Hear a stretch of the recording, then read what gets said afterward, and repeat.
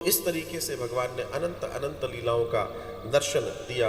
और उसके पश्चात भगवान आगे की लीला बताते हैं कि जब भगवान ने एक दिन की एक लीला और आती है, जब मैया ने, आपने सुना होगा कि मैया ने लालाए बांध दिया रस्सी से, और एक तरफ रस्सी से भगवान के पेट पे रस्सी बंधी है और दूसरी तरफ उखल है, और उसी उखल को लेकर वो दोनों पेड़ों के बीच में पहुंचे और बाद में वो पेड़ नीचे गिर पड़े, उखल के टकराव से नीचे गिरे। अब क्या उखल से पेड़ नीचे गिर सकते हैं?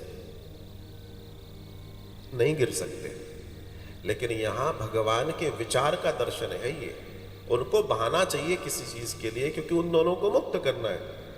नलकूबर और मणिग्रीव को, जो श्राप से ग्रसित है, जो यहां पर अर्जुन के पेड़ बनकर खड़े हैं, और भगवान ने स्पर्श मात्र किया है उखल का, और वो दोनों नीचे खड़े होकर सामने प्रणाम कर रहे हैं, और दोनों उनकी स्तुति करते में एक बात कह रहे हैं जो बहुत विशेष है कि प्रभु आपने हम पे जो कृपा की है वो किसी पर नहीं की।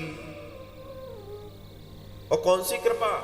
कि जब वासुदेव जी भगवान श्री कृष्ण को गोकुल लाए थे, तो अभी हम चर्चा कर रहे थे, किसी ने नहीं देखा, लेकिन इन वृक्षों ने उस समय वसुदेव जी को देखा था कि जो कृष्ण को लेकर आए थे, मैया के पास रखा और माया को ले गए थे। ये साक्षी थे, लेकिन ये वृक्ष थे, किसी से कह नहीं सकते थे।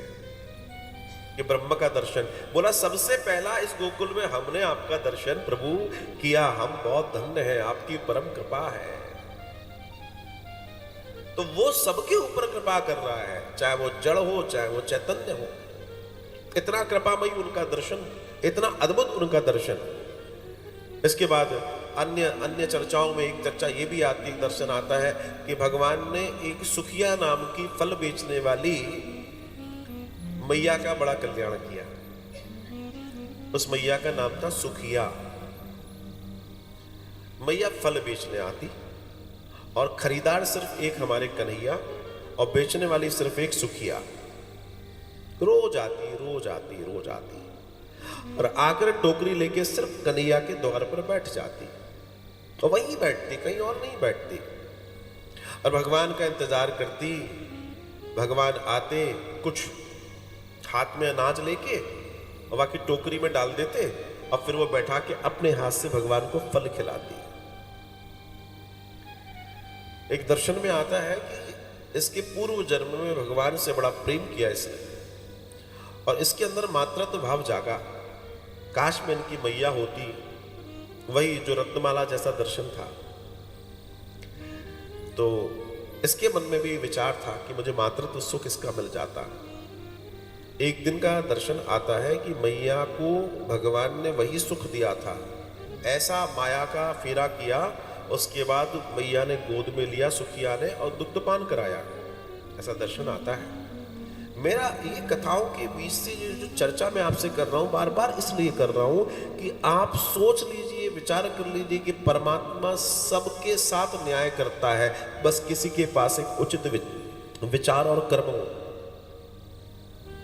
सबके साथ न्याय कर रहा है, सबके मनवांछित फलों को प्राप्त करवा रहा है। अगर सबके साथ हो रहा है तो हमारे साथ क्यों नहीं हो सकता? बस इतनी सी चर्चा जो समझने की है। और वो सुखिया एक दिन आती है, इस ऐश्वर्य की प्राप्ति करती है, और उसके बाद इस माधुर्य को अपने साथ समेटे लौटती है।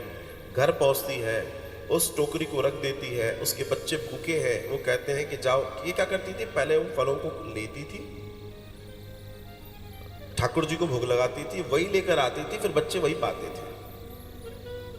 तो आए तो बच्चों ने कहा टोकरी रख दी। अब दौड़े दौड़े गए, और ये जब तक अपने दूसरे काम में रसोई में पहुंची तो देखा तो पूरा का पूरा टोकरा रत्नों से भरा हुआ है, कीमती रत्न उसमें भरे हैं। चौंक गई, रोने लगी। जैसे पता पड़ा खूब रोई, और वो असल में इसलिए नहीं रोई थी कि ये क्या हो गया। उसका मूल दर्शन ये था कि मैंने कभी आपसे वस्तु नहीं मांगी थी प्रभु, ये आपने मुझे क्या कर दिया। ठीक है, आपने नहीं मांगी, लेकिन ईश्वर को तो मालूम है किसको क्या होना, किसको क्या जरूरत है। सुदामा ने कौन से सोने के महल मांगे थे, लेकिन सुशीला को जरूरत थी। सुशीला ने इसलिए तो वही बताया था कि भाई कपड़ा उपड़ा सब बताएगा, समझ में आ जाएगी ठाकुर जी को मामला क्या है। तो उसे मालूम है, वो जानता है।